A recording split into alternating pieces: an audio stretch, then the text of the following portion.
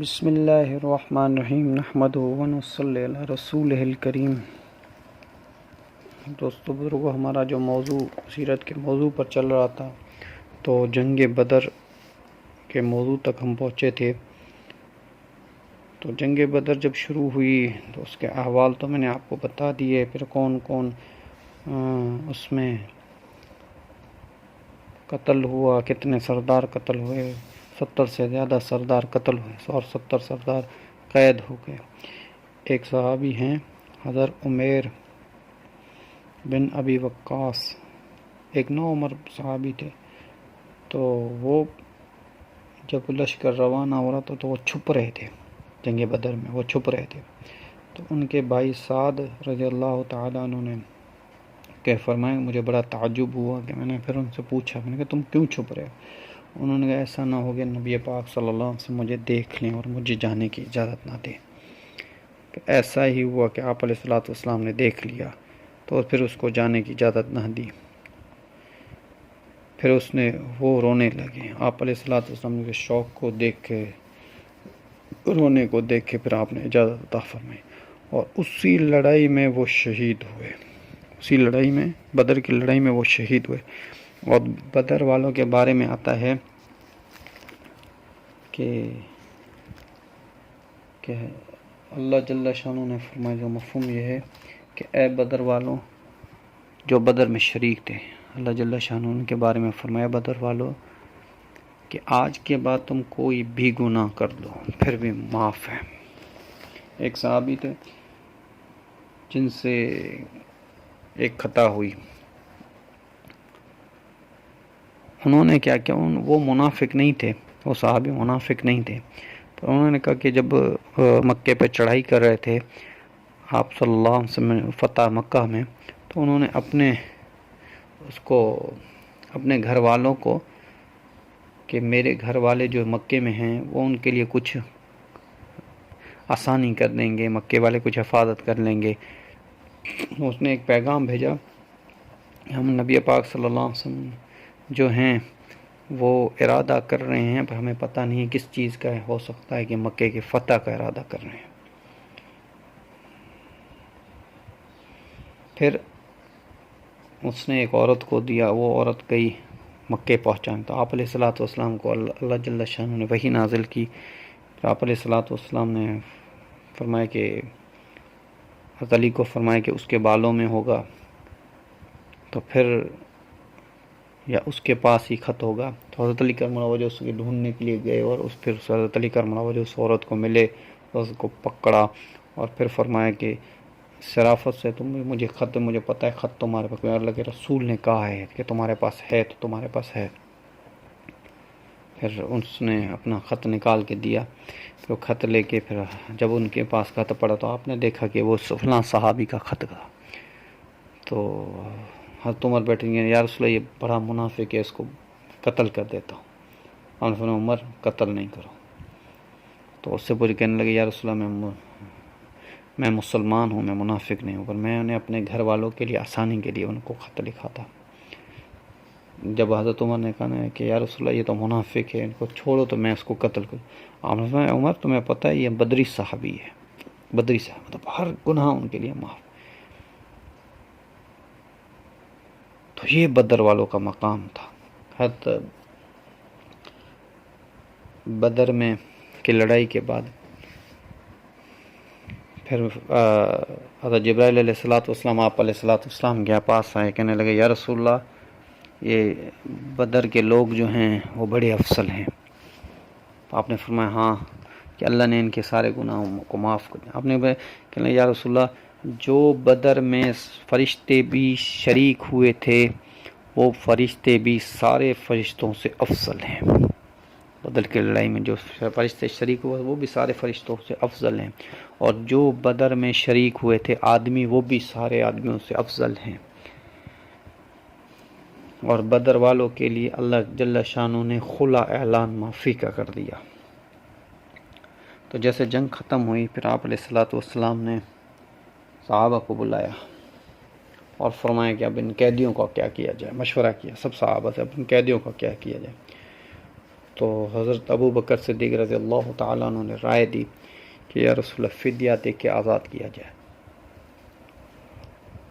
اور جو فدیہ نہیں دے سکتے یا رسول اللہ وہ پڑھے لکھے ہوں گے، ان کو کہتے ہیں ہمارے مسلمان بچوں کو اور ہمارے مسلمان کے بڑوں کو جو ان پڑھ ہیں ان کو پڑھائیں، جو پڑھے لکھے ہیں۔ اور حضرت عمر رضی اللہ تعالیٰ نے مشورہ دیا کہ یا رسول اللہ ہر کسی کا جو ہے رشتہ دار اس کے حوالے کیا جائے اور اس کو وہ قتل کر دے، ہر کسی کا رشتہ دار ہر کسی کے حوالے کیا جائے وہ اس کو قتل کر دے۔ تو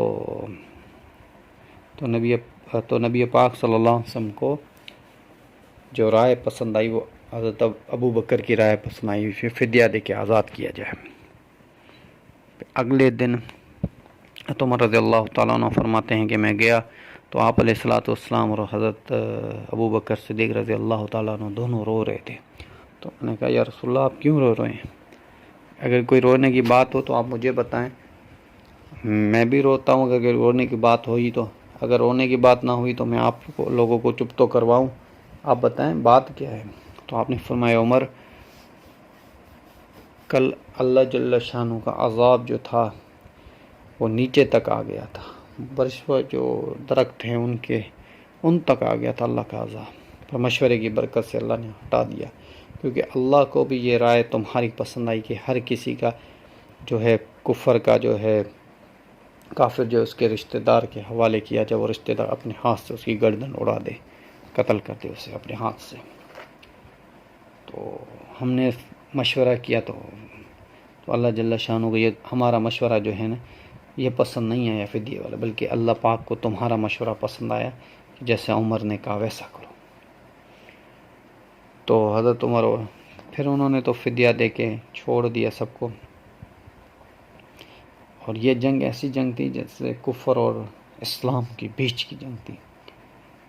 تو حضرت ابو بکر صدیق رضی اللہ تعالیٰ عنہ کو عبداللہ بن ابو بکر رضی اللہ تعالیٰ ابو بکر رضی اللہ تعالیٰ عنہ نے کہا کہ اے ابا تو جنگ بدر میں میری تلوار کے نیچے آ کے میں نے باپ سمجھ کے چھوڑ دیا۔ حضرت ابو بکر صدیق رضی اللہ تعالیٰ عنہ نے کہا کہ کاش تو میری تلوار کے نیچے آتا تو میں بیٹا سمجھ کے نہ چھوڑتا، میں اللہ اور اس کے رسول کا دشمن سمجھ کے تمہیں قتل کر دیتا۔ فرمایا یہ جذبات جنگ بدر میں تھے۔ تو جب فدیہ لینا شروع کیا تو مکے والے فدیہ بیچتے اور اپنا آدمی آزاد کر کے لے کے جاتے مکے والے۔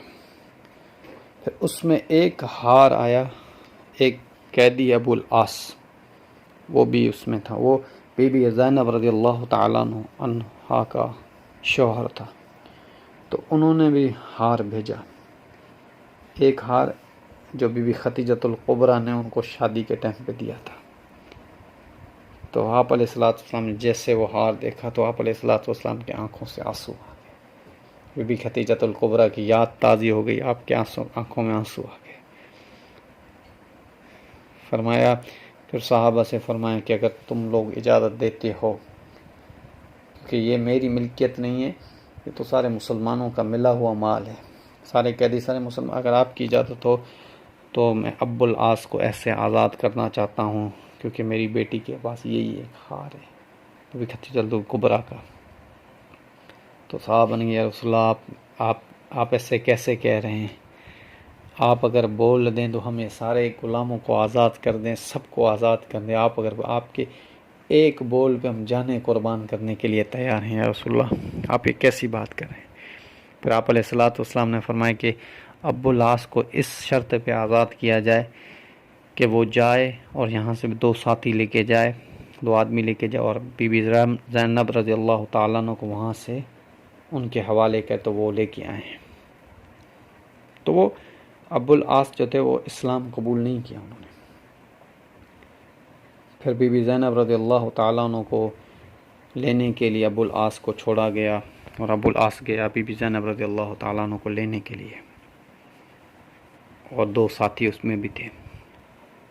تو پھر جب وہاں پہ پہنچے تو لوگوں نے دیکھا بی بی زینب رضی اللہ تعالیٰ عنہ جیسے وہ چھوڑنے جا رہے تھے، تو بی بی زینب رضی اللہ تعالیٰ عنہ اور جب جا رہی تھی تو انہوں نے دیکھا کہ نبی پاک صلی اللہ علیہ وسلم کی بیٹی اور اعلان ایسے جا رہی ہے، تو کافروں نے حملہ کیا جس میں ان کو ایک تیر بھی لگا، اور حاملہ تھی تو بچہ بھی ضائع ہو گیا، بی بی زینب کا تعالیٰ عنہا کا۔